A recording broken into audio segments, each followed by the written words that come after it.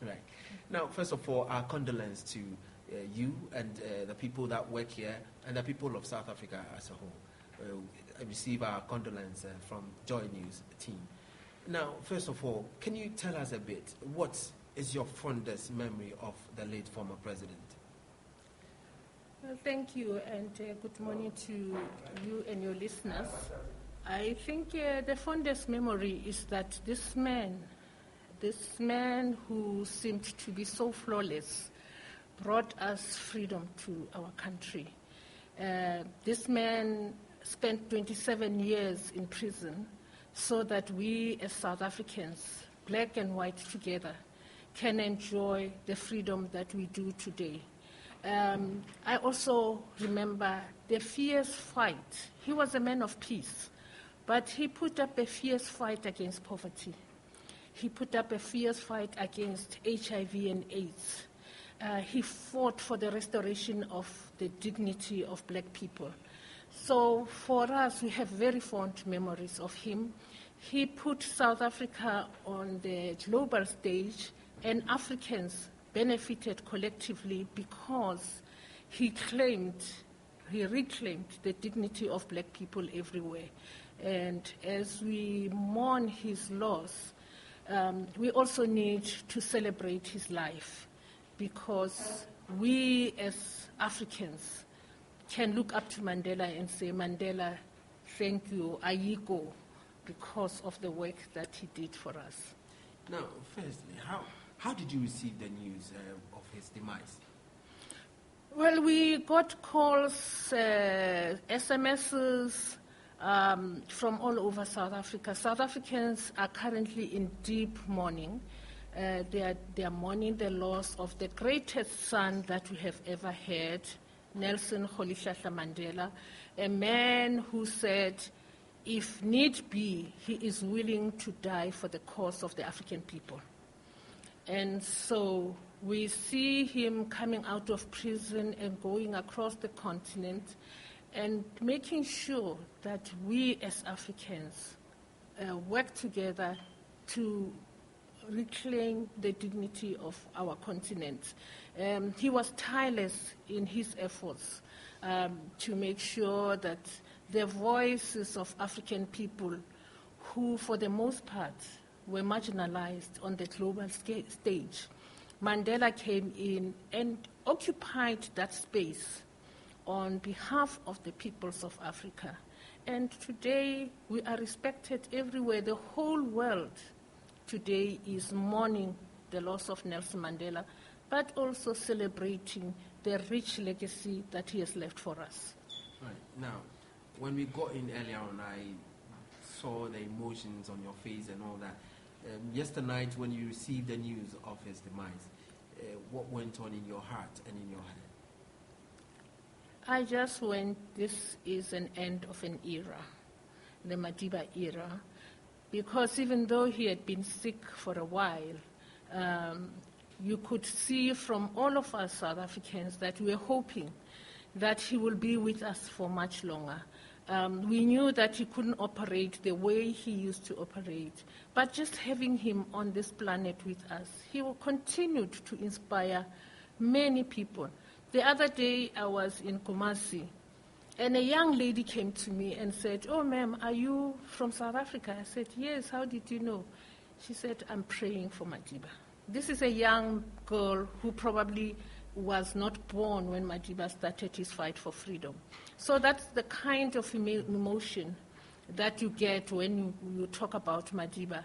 Yes, he was sick, but of course we wanted him with us much longer, even if it's just to inspire us to continue to implement his ideals.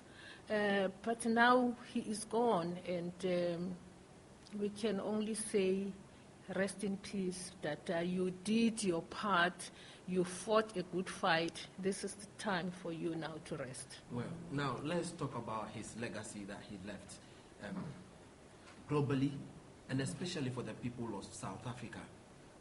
Madiba had been recognized worldwide as the greatest of men, especially, and Africans are very proud of him when his name is mentioned. All other people are always giving him the respect. He left so many legacies.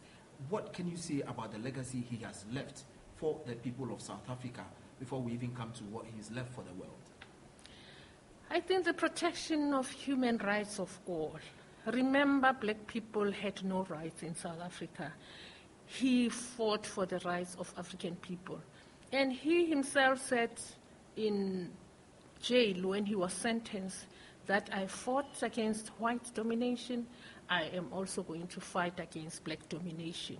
And he said, these are the ideals that I am willing to fight for, but if need be, these are the ideals that I'm willing to die for.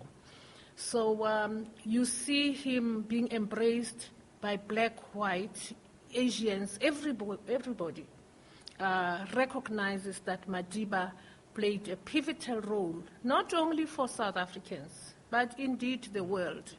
Look at him the minute he realized that his son had HIV and AIDS. He just got up and told the world that this is a disease like any other disease. So we need to work together to defeat this new enemy. So for me, the legacy is the respect for the rights of all. He was talking about economic, social, and cultural rights for all, as well as civil and political rights for all. So it was rights in its totality. He was a man who loved humanity, but what he hated most was to see human suffering.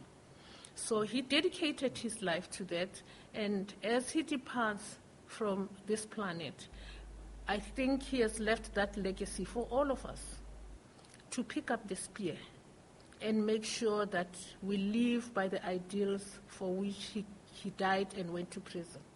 Right, now, let's talk about some of the challenges Madiba has faced when he was the president of the South African people.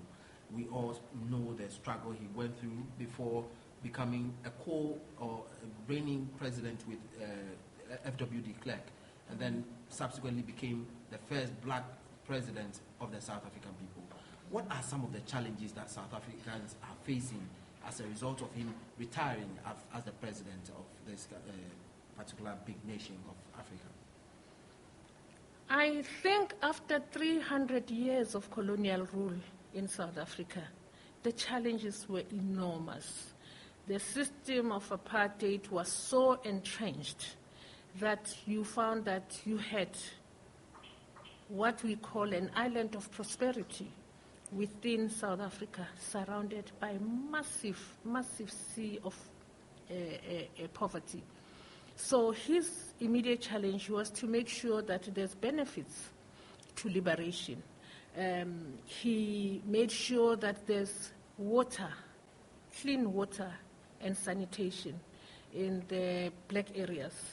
He made sure that education, he tackles the problems of education, inferior Bantu education, scrapping all the previous departments that were established by apartheid government to establish new departments that embrace the totality of the South African people.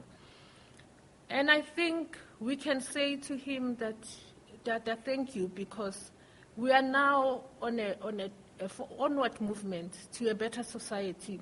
I think the vision that he had for South Africa is not all completely realized. But I must say we are proud that he has been able to lay a very firm foundation for the kind of South Africa that this government is still hoping for. We have gotten our political freedom. The challenges of economic freedom are enormous. That is what Madiba wanted us to tackle and work for. That's why even when we thought he's retired, Madiba continued to work in the field of education, in the field of health, in the field of peace and security globally, and encouraged African leaders to restore the dignity of their peoples by ensuring that we finally defeat poverty. Colonialism, for the most part, on the African continent has been defeated. What current leadership of Africa needs to make sure that they do is to fight the dehumanizing poverty that we find in many of our communities. I think that is the legacy that Madiba is leaving for us. Now you're still on Joy News. We are talking about Nelson Madiba, the first black South African president. He reigned from May 10, 1994 to 1999. That was the period of his presidency. And then he retired voluntarily by giving up his position or his post as the president of the ANC, and then subsequently refused to contest the following election of the presidency. You are still at the residence of the South African High Commissioner. Ma'am, now, Madiba is also known to be a father to everyone across Africa and some parts of this world, if not all of the world. What are the people of Africa, especially South Africa, what are they going to do to ensure that the legacy he has left for these people and the young ones is being able to, they are able to take them through or to link them through so that they will be able to sustain the legacy he has left for the people, and then it will be imbibed into the children of Africa and South Africa especially? I believe that just like Kwame Nkrumah, for me, I'm not Ghanaian, but I was inspired by Kwame Nkrumah. I was inspired by the ideals that he talked about when he said, the independence of Ghana is meaningless without the total liberation of the African continent. I'm not quoting him verbatim, but I think we can say the same about Madiba, that he has written, he has spoken, let's learn from our leadership, African leadership, because you can't look outside the continent to find inspiration more than some of the leaders who have led this continent. Kwame Nkrumah worked with men like Julius Nyerere, men like President Kaunda of Zambia. We have great leaders, but we always talk down our leaders. Those leaders have written, they have left legacies for us, and it is upon us, it's incumbent upon us to pick up the spear and move forward so that the Africa that they had envisaged is realized. Currently, we are still getting there, but I'm encouraged by the fact that the current breed of African leaders are working tirelessly, whether it's through infrastructure development or through fight against HIV and AIDS. In Addis Ababa right now, the decisions that are taken there are meaningful because we see that the current leadership we have at the AU level, it's a serious leadership that wants a better continent. But I also want to say Madiba started as a young man, volunteering within the African National Congress youth section. And he wasn't looking for money. He was looking towards contributing for a better society. Today, what we are seeing is young people who care more about money, who don't care about the values that we should all be embracing, the values of Ubuntu. I think we need to revisit the way we look at the world and stop apportioning blame to leaders. I think if we do what we can within our small sphere of influence, in the journalism arena, make sure that whatever you do it to the best of your ability. That's what Nelson Mandela was. And if you look at the history of the ANC, where he came from, that organization was led by men of God, but they were also men who were educated. Our young people need to understand that to get to the top, they need to equip themselves with the requisite skills to be able to be effective leaders. And so that is what Mandela was about. He was a lawyer, qualified. He could have sat back and said, oh, well, I'm educated, I can get a good job. No. He got his education, but then he said, I need to go out there and mobilize the youth of South Africa to fight against the policies of apartheid. today we are enjoying South Africa's democracy thanks to his sacrifices. Right. Now let's come back to education. Like you were saying, even though he was in prison, he was still schooling. He went through his bachelorship whilst in prison. I mean, what does this say about education? What would you say the legacy of Mandela on education is? I tell you, when I went with the mayor of Los Angeles, Mayor Villaraigosa at that time, and we're sitting with Madiba, he was already very frail. When I took that picture behind me with him, he was already very weak. And the mayor of Los Angeles asked him, Mr. President, what would you want me to tell the youth of Los Angeles? And Madiba said, education, education, education. Education is a great equalizer. So we see him, even the people who were with him in prison, when they came back more educated than when they were outside prison walls. So it is a lesson to our young people that they need to equip themselves and use this great equalizer that Madiba called education to improve their lot, to improve their communities, to improve their country, and indeed to improve the whole continent of Africa. Right. Now, let's move away a bit about the legacy of Mandela. What do you think is going on right now in South Africa? What picture can you paint to us as to when the news was broken, what has transpired so far, and what the plans will be like? I think right now there's a serious sense of loss and mourning. But I think also at the same time there's a great sense of jubilation that this man who has brought us to this promised land, even though he's no longer with us, let's thank him. The people of South Africa are deeply grateful to Madiba for what he has done for our country. From a pariah state where other nations didn't want to have any dealings with apartheid South Africa, to being a respected member of the international community. People come from all over the world to South Africa thanks to the work that Nelson Mandela did together with his friend Oliver Tambo. You know, when you get to South Africa, you arrive at Oliver Tambo International Airport. The two leaders were selfless in their commitment to a prosperous South Africa.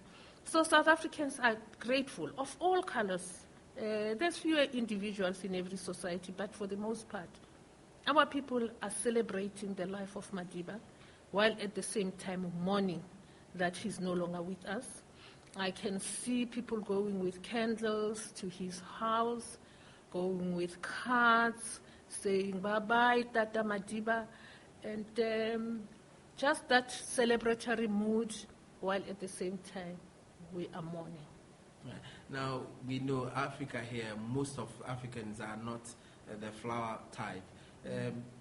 Is there any sort of thing that South Africans also use flowers in telling or in saying, sending their condolences or their happiness or whatever to a particular house when something of a sort happens? Oh, because of the cultural diversity that we have in South Africa, our motto says, united in diversity. So you have those that will bring flowers because their culture says they should bring flowers. There are those who will bring ukamba. Ukamba is like your calabash. They will bring that. Some will bring reeds, like this reed that you see in front of us. The life of Madiba is going to be celebrated and mourned in the totality of the cultural elements that South Africa has. But I must say one thing that we are sure of as South Africans is that wherever we are, there will be church services in honor of Madiba to pray for his soul and his family and for the country. There will be young people composing poems. There will be all kinds of activities. I'm hoping that here in Accra also I know for sure that there will be church services praying for his soul, and also just expressing their gratitude for the exemplary manner in which Madiba lived his life.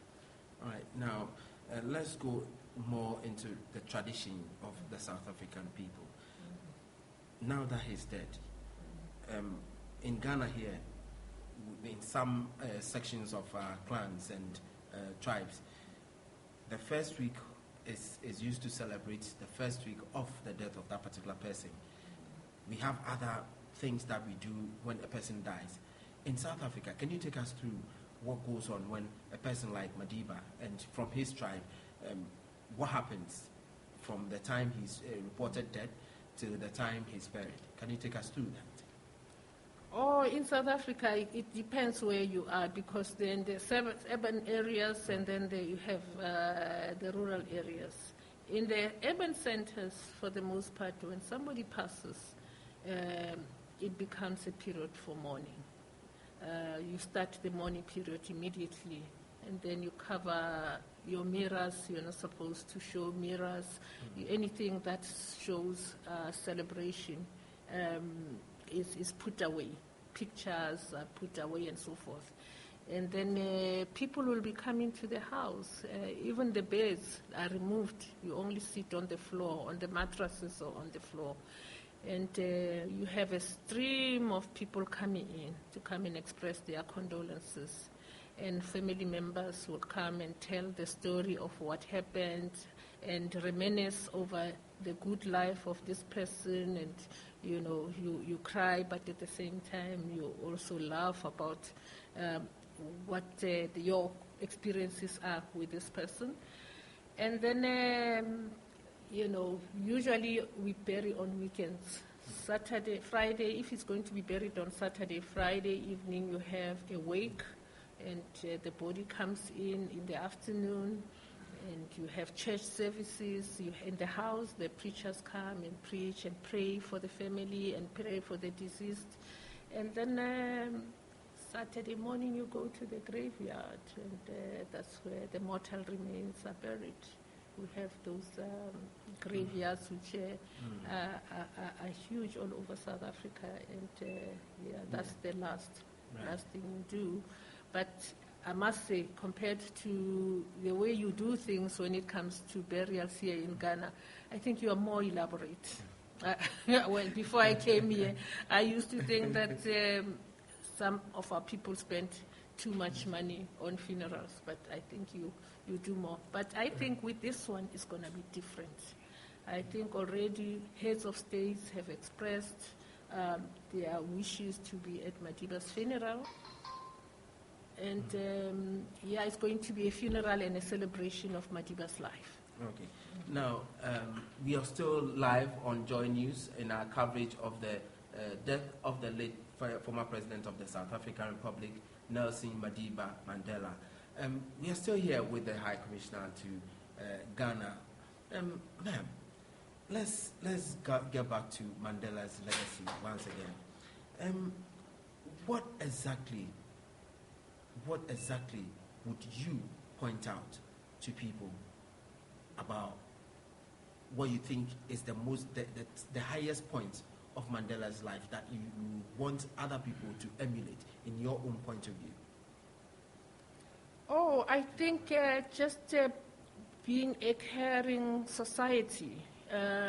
Look at Madiba building the Nelson Mandela Children's Hospital in South Africa, and making sure that those children from other parts of Africa where they can't have medical care or life-saving machines and equipment, those children were invited and were totally taken care of by Nelson Mandela. So for me, the caring that he showed towards fellow human beings, he just did not build that hospital only for South African children. Throughout the continent. And I think Madiba earned his respect. It wasn't given to him on a silver platter. If you follow his history, there were times that he didn't have to sleep at home because the apartheid police were after him. But that never deterred him from doing what he wanted to do, which is to be fully engaged in the liberation struggle.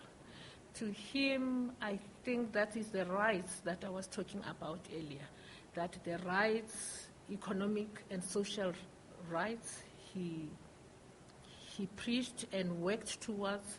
So honestly, for me, I think the issue of human rights is what Madiba lived for, and that is what he died.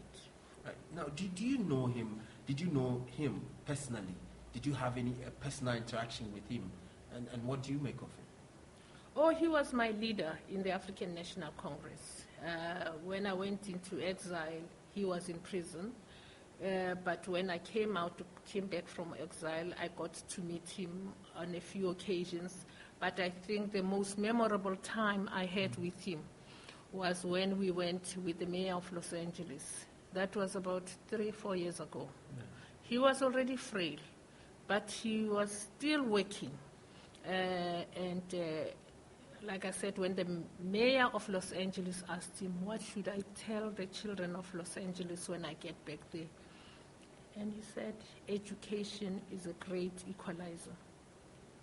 And so look at this man who was so educated himself, and he valued education so much, but he was willing to put that aside and fight for the rights of all in South Africa. And now, even after he finished his term in office, he continued to fight for the economic rights of people all over the African continent. So for me, the day when I sat in his office, looking at him in the face, was one of the most memorable days of my life. That's why this picture with him there, it's very special to me. It took them time to send it to me, but I just knew that I wanted him in my house. When I come in and when I go out of my house, I see this face of Madiba so that I can continue to remember that I'm on this planet, not to serve myself, but to serve those who are less fortunate than myself. Yes. So that was very inspirational for me. Right. Now, where were you the day he was released from prison, and how old were you? I mean, around that time, what was the feeling like when he was released from prison? Well, I won't tell you my age, of course, but when Madiba walked out of the prison walls, I had been sent to the United States to campaign for the isolation of apartheid. Mm-hmm. We were responsible for mobilizing the anti-apartheid movement in New York, in Chicago, in Los Angeles, because this fight was not easily fought. And so we were told that he was going to come out of prison, and we are all congregating where we used to hold. There's a corner that is called Winnie and Nelson Mandela Corner in New York. That's where the Apartheid High Commission was, or their office to the United Nations. So to irritate the apartheid government, we asked the mayor of New York to change the name to Nelson and Winnie Mandela Corner. So we're there on 42nd Street and 2nd Avenue. And we were celebrating with freedom-loving people from all over the U.S. Some of them were in town as tourists, but when they saw us standing there and the world celebrated with us. The world celebrated with the continent, because this struggle for liberation that Nelson Mandela symbolized was a struggle that started with Nkrumah saying the liberation of Ghana is meaningless without the total liberation of the African continent. Right. So even though Africa was very poor continent, but Africans did their part to contribute to the Liberation Committee fund of the OAU, which finally led to our own freedom. Now, let me come back to what you intend planning here in Ghana. I know when something like this happens, you expect a lot of visitors around here and all that. And then your fellow or your neighbors in South Africa, like Zimbabwe and the rest that have their consulate here, what plans do you have in respect of the death and the preparations you are making towards the final resting place of the late president? You know, look at our staff members here today wearing the Nelson Mandela T-shirts. Today is supposed to be their holiday, but because they are South Africans, they love their president, they love what Madiba stood for. They are here with me, wearing their Nelson Mandela T-shirts to come and receive those who will want to come and express their condolences. We know that there's lots of people who are going to come through those doors, and so we'll be here to receive them and to help them as they sign the book of condolence. But also we will be working with the churches to celebrate the life of Madiba. I'm sure there will be prayer services around the country. We will announce that as soon as the plans are put in place. We are expecting high-level visitors from the president to the ministers to business leaders and so forth to come through here.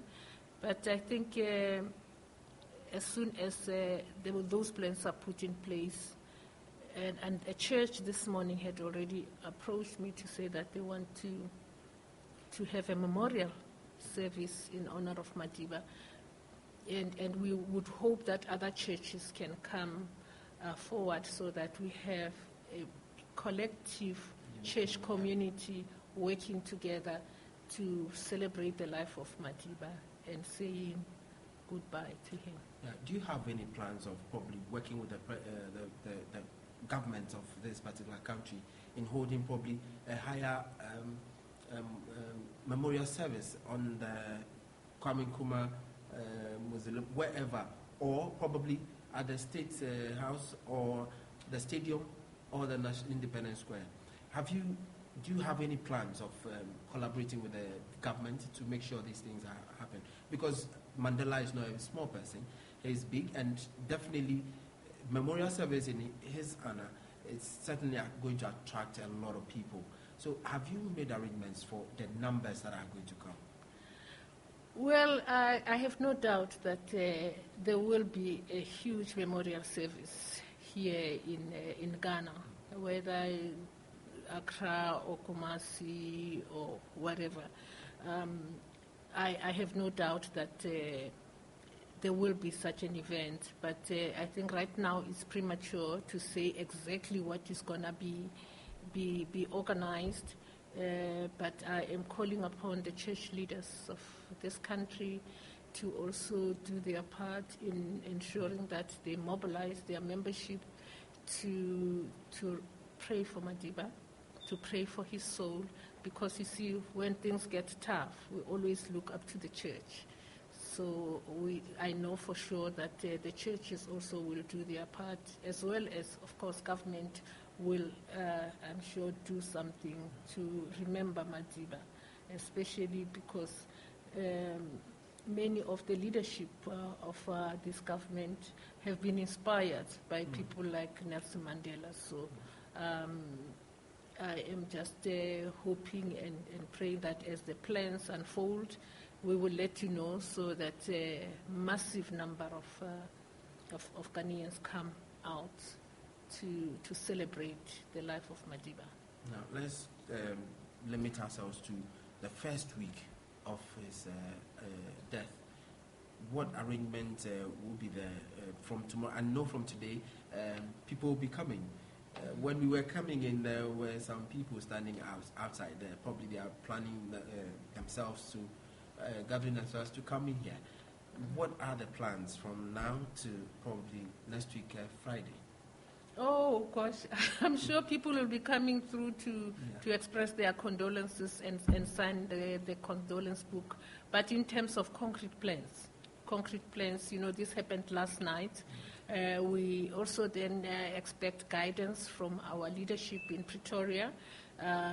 So as soon as anything is concretized, we'll let the media know. But right now, what we are doing is just to open the book of condolence and ask for prayers, that the Ghanaians should pray for his soul to rest in peace. Right. Now, you've already talked about Mandela's role in solving the challenges faced by South Africa. Will his death end this fight? Because we know the challenges keep compounding, they keep coming up. But with him being around, it was always motivational for people to look up to him, to go and ask for advice and all that, to make sure these challenges are tackled one after the other. With his passing, will that commitment still be there? I frankly believe that Madiba was in the line of leadership among many other leaders of the African National Congress. Whether you're talking about John Dube, the first president of the ANC, to Chief Albert Luthuli, who was one of the presidents of the ANC to receive a Nobel Peace Prize, and all the other leaders of the ANC, they have actually not departed from this one focus, which is sustainable development. So I think with the passing of Madiba, we will continue to have presidents who push the agenda of the African National Congress. And every one of them will play their rightful role. But it's not only Madiba, much as we revere him and we love him. He always said that he takes instructions from the leadership of the African National Congress. So this leadership is a collective leadership. He has moved on, but there's others who have to pick up the baton and move forward so that the South Africa that we established in Bloemfontein on January 10th, on January 8th, 1912. That is when the ANC was born. And each and every leaders of that organization has always listened to what the organization stands for. It's just that Madiba was extraordinary because he was so gifted and so talented. He was a boxer. He could relate to the intellectuals. He could relate to ordinary people. He was just an extraordinary man. But we have had very good leadership within the African National Congress. Last year we celebrated the 100 years, the centenary of the African National Congress. So I don't think that there will be a departure from what Madiba stood for. I think he's, like I said earlier, he laid a solid foundation for a democratic South Africa. So all the other leaders will be following in the footsteps. Right. Now, before we hand over to the studio, your final words to Ghanaians and the nation as a whole, and then the people of South Africa. Oh, the final word is that we thank you. We thank you, people of Ghana. We thank you to the church community, to the government, to the youth, to the women and children. We thank you for having been with us during this very difficult period when Madiba was in hospital and was not well. We know you stood by us and you prayed for him. I heard you over the radio and on television and other media that you were always praying for Madiba's well-being. But now the Creator has spoken. It is time now for us to once more pray and say, Lala kahle, Datu Madiba, rest in peace, and may your journey be a bright one. All right, thank you very much for handling our invitation, Joy News. You're still live on Joy News TV. We'll still be continuing with the live coverage of the reportage of the late president of the South African people, Nelson Madiba Mandela. We hand over back to you in the studio to continue with the discussion.